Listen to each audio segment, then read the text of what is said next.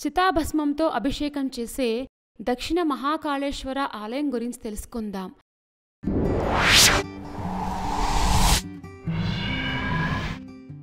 ఏపీలోని తూర్పుగోదావరి జిల్లా రాజమహేంద్రవరంలోని గోదావరి తీరంలో మరో దివ్యక్షేత్రం నిర్మితమైంది. 2 ఎకరాల విస్తీర్ణంలో మహాకాళేశ్వర ఆలయం అద్భుతంగా నిర్మించారు. రాజమహేంద్రవరంలో 2 శ్మశాన వాటికలను కైలాసభూమి పేరిట రోటరీ సంస్థ ఆధ్వర్యంలో నిర్వహిస్తున్నారు. ఈ సంస్థ నిర్వాహకుడు పట్టపగలు వెంకట్రావు మహాకాళేశ్వర ఆలయానికి రూపకల్పన చేశారు. ఉజ్జయిని ఆలయం మాదిరిగా ఇక్కడ బోళాశంకరుడికి చితాభస్మంతో అభిషేకాలు చేయాలని నిర్ణయించుకున్నారు.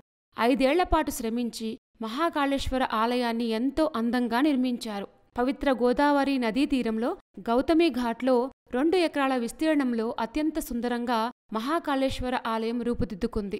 చుట్టూ ప్రాకారం, రాజగోపురాలు నిర్మించారు. 4 దిక్కులు, 4 వేదాలు ప్రతిబింబించేలా 4 దర్శన ద్వారాలు, 4 మంటపాలు, 4 నందులను ఆలయ ప్రాంగణంలో తీర్చిదిద్దారు. గర్భాలయంలో సుమారు 9 అడుగుల మహాశివలింగాన్ని ప్రతిష్ఠించారు. భూమి ఉపరితలం నుంచి 55 అడుగుల పునాదితో అత్యంత ఆధునికత ఉట్టిపడేలా 109 అడుగుల్లో గర్భాలయాన్ని నిర్మించారు. దక్షిణాన మహాకాళి అమ్మవారు, ఉత్తరాన చండికేశ్వర అమ్మవార్లు కొలువుతీరి ఉన్నారు. 75 అడుగుల ఎత్తైన 4 గాలిగోపురాలు, 50 అడుగులతో అతి విశాలమైన 4 మంటపాలు, 55 అడుగుల ఎత్తైన 4 ధ్వజస్తంభాలు, 4 బలిపీఠాలు, 4 త్రిశూలాలు, 4 నందులు, గర్భాలయానికి 4 వైపులా గుమ్మాలతో అత్యద్భుతంగా ఆలయాన్ని నిర్మించారు. 32 ద్వైత, 32 అద్వైత ఆలయాలతో కలిపి మొత్తంగా 64 ఉపాలయాలు నిర్మించారు. వీటిని దర్శించుకుంటూ మహాకాళేశ్వర గర్భాలయంలోకి అడుగుపెట్టేలా తీర్చిదిద్దారు. గర్భగుడిలో ఉన్న ప్రధాన శివలింగంతో పాటు బలిపీఠాలు, నందులు తిరుమలలో ఉప ఆలయాల్లోని విగ్రహాలను జైపూర్లో తయారు చేయించారు.